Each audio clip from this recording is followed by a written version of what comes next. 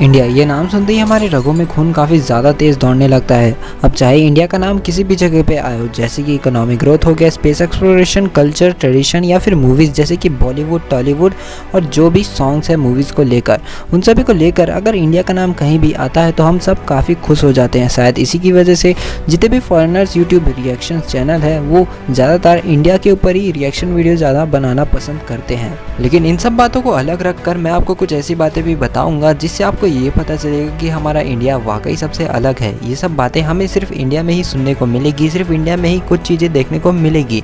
तो बिना किसी देरी के हमारा काउंटडाउन शुरू करते हैं।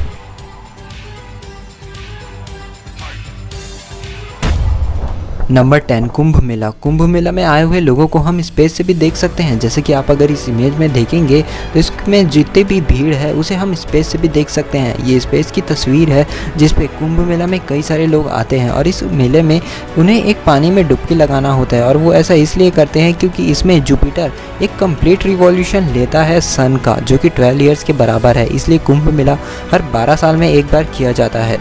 और ये भी मान्यता है कि उस दिन गंगा नदी में डुबकी लगाने से आपके जितने भी पाप हैं वो धुल जाएंगे और आप एक नई ज़िंदगी शुरू कर सकते हैं।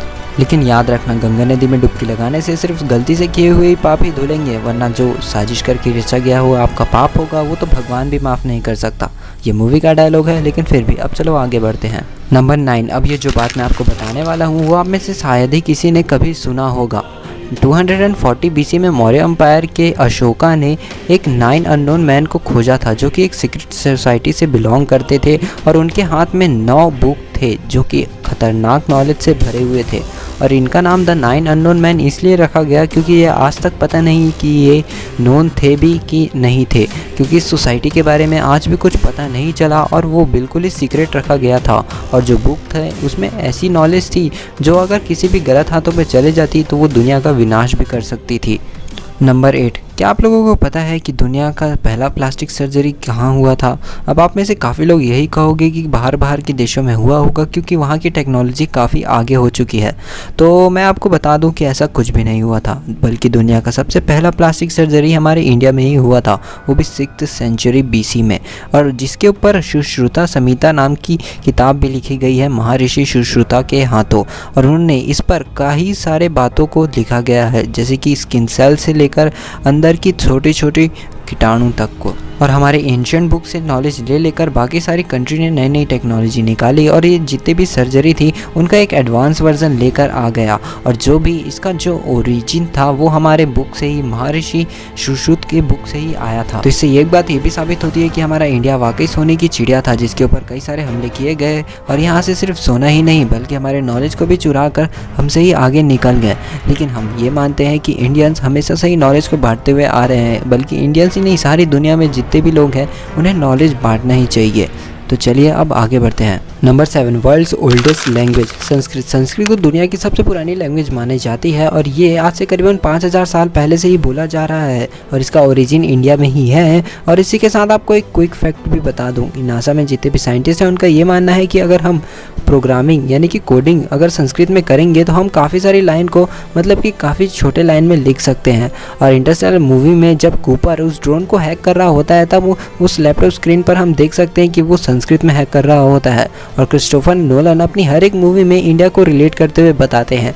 खैर, संस्कृत दुनिया की सबसे पुरानी लैंग्वेज है और ये बात आप में से कितनों को पता थी? अगर आपको पता थी तो कमेंट कर ज़रूर बता देना। नंबर 6, योगा। योगा में ध्यान लगाने से आपके मेंटल और फिजिकल हेल्थ दोनों में ही काफ़ी ज़्यादा बदलाव आते हैं। ध्यान लगाने से आपका मेंटल कंडीशन काफ़ी ज़्यादा इम्प्रूव हो जाता है। अगर आप हर रोज़ 5 मिनट के लिए भी ध्यान लगाएंगे तो आपकी मेमोरी पावर काफ़ी ज़्यादा तेज हो जाएगी। और योगा में अलग अलग आसन है जिसे करने से आपके बॉडी के हर एक पार्ट में बिल्कुल ही नई तरह की स्ट्रेचेबिलिटी आ जाती है। आपका बॉडी बहुत ही अच्छे से काम करना शुरू कर देता है और जो आपको हर रोज़ पेन होता है आपको उससे भी रिलीफ मिलता है। और इसी बात को मैं आपको बता दूं कि योगा भी इंडिया से ही ओरिजिनेटेड है। अब ये बात तो शायद आपको पता ही होगी। और संस्कृत की तरह ये योग भी आज से करीबन 5000 साल पहले से ही हमारी धरती पर मौजूद है। और एंशिएंट इंडिया में जितने भी साधु संत थे वो इन्हीं की वजह से काफ़ी लंबे समय तक जिंदा रह सकते थे और जिंदा रहते थे। और ये माना जाता है कि आज भी कई सारे जंगल झाड़ियों में इस योग की मदद से ध्यान लगा लगा कर आज तक कई साधु संत 100 से भी ऊपर की उम्र जी रहे हैं, लेकिन आज तक इसके बारे में किसी को भी पता नहीं चल पाया है। और इसी के साथ जाने से पहले आप ये मीम देखकर जरूर जाना, चाइना ने जिस तरह पूरी दुनिया को रोक दिया उसी तरह भारत ने योग दिया। Number 4, space missions. NASA, CNA अगर इनके हम टोटल बजट को देखेंगे तो वो इसरो के सामने काफ़ी ज़्यादा है। इसरो का जो टोटल बजट है वो उनके सामने कुछ भी नहीं है, लेकिन हमारे इसरो में ऐसी एक खास बात है जो इन्हें बाकी सारी कंट्री से काफ़ी अलग बनाती है। इसरो की अगर हमने देखें तो स्थापना 15 अगस्त 1969 में विक्रम साराभाई ने की थी और इसने आज तक करीबन 342 सैटेलाइट्स लॉन्च कर चुका है। और इसरो का एक वर्ल्ड रिकॉर्ड भी है PSLV में, जब उसने 104 सैटेलाइट्स को 15 फरवरी 2017 में लॉन्च किया था। और ये आगे चलकर SpaceX ने तोड़ दिया क्योंकि उसने 143 सैटेलाइट्स लॉन्च कर दिया था। और इसरो की एक खास बात है कि इसरो ने बड़े बड़े प्रोजेक्ट्स को काफ़ी कम बजट में कर दिखाया है। जैसे कि चंद्रयान की बजट की बात करें तो वो था $51 मिलियन, जो कि नासा के स्पेस बजट से काफ़ी ज़्यादा कम है, यहाँ तक कि चाइना के स्पेस बजट से भी। और जो मंगलयान मिशन था उसकी बजट था $4.5 बिलियन और वो भी काफ़ी कम है। और इसरो की एक और बात है कि मंगलयान जो हमारा सक्सेसफुल मिशन गया था वो फर्स्ट अटैम्प्ट में ही सक्सेसफुल हो गया था। नासा को भी फेलियर का सामना करना पड़ा था, यहाँ तक कि चाइना को भी, लेकिन इसरो ने ये फर्स्ट अटैम्प्ट में ही कर दिखाया। And that's make ISRO amazing than others. Fact number 4, a village without even an single door. Maharashtra के एक गांव है शनि शिंगणापुर, जो कि अहमदनगर से 35 किलोमीटर दूर है। और वहाँ पास एक छोटा सा जगह है और वहाँ पास एक शनि टेम्पल है। और वहाँ के लोगों के जो घर है, यहाँ तक कि वहाँ पास बिल्डिंग है, स्कूल्स है, वहाँ पास एक भी डोर मौजूद नहीं है। वहाँ के रह रहे लोगों का ये मानना है कि जो शनिदेव भगवान हैं वो उनकी रक्षा करते हैं। इसी वजह से विलेज में आज तक एक भी क्राइम नहीं होता, डोर ना होने के बावजूद भी, यहाँ तक कि एक छोटी सी चोरी भी नहीं। फैक्ट नंबर 3, तमिलनाडु रामेश्वरम में एक मंदिर है, श्री पंचमुखी हनुमान मंदिर। वहाँ पर एक पत्थर है, यानी कि एक पत्थर नहीं कई सारे पत्थर हैं जिन्हें पानी में अगर डाला जाए तो वो डूबते नहीं हैं। और अगर आपको याद होगा तो रामायण में श्री राम ने इन्हीं पत्थरों का इस्तेमाल करके एक ब्रिज बनाया था श्रीलंका जाने के लिए, और जिसे हम राम सेतु के नाम से जानते हैं। लेकिन आर्कियोलॉजिस्ट और साइंटिस्ट का ये मानना है कि ऐसा कुछ भी नहीं हुआ था। लेकिन ये बात भी अलग है कि वो आज तक ये प्रूफ नहीं कर पाए कि वो पत्थर आखिरकार पानी में क्यों नहीं डूबता। इसको लेकर कई सारी थ्योरीज है जिसके ऊपर एक मैं पर्टिकुलर वीडियो बना दूंगा। तो चलिए आगे बढ़ते हैं।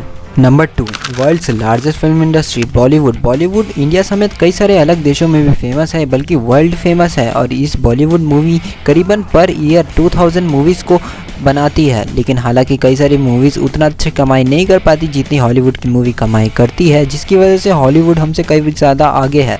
लेकिन अगर वाकई हम बात करें कि वर्ल्ड्स लार्जेस्ट फिल्म इंडस्ट्री कौन सी है तो वो है बॉलीवुड। अगर हम साउथ की फिल्म को अलग रखें तो, क्योंकि साउथ की फिल्म काफ़ी ज़्यादा अमेजिंग होती है। और नाउ फाइनली फैक्ट नंबर 1, दुनिया में सबसे ज़्यादा यंग पीपल इंडिया में ही मौजूद है। यहाँ तक कि हमारे चाइना से भी कम पॉपुलेशन है, चाइना की सबसे ज़्यादा पॉपुलेशन है पूरी दुनिया में, लेकिन फिर भी इंडिया में काफ़ी ज़्यादा यंगस्टर्स मौजूद हैं। और क्या ये फैक्ट आपको पहले से ही पता था?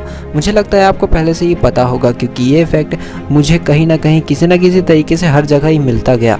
खैर, अब इन 10 फैक्ट में से सबसे अमेजिंग फैक्ट आपको कौन सा लगा, और आपको ऐसा क्या चीज़ पता है जो कि इंडिया को सच में बाकी सारी कंट्री से काफ़ी अलग बनाती है? तो मुझे कमेंट कर ज़रूर बता देना। और आज के लिए बस इतना ही, मिलते हैं आपसे नेक्स्ट वीडियो में न्यू टॉपिक के साथ। और हमेशा की तरह thanks for watching this video.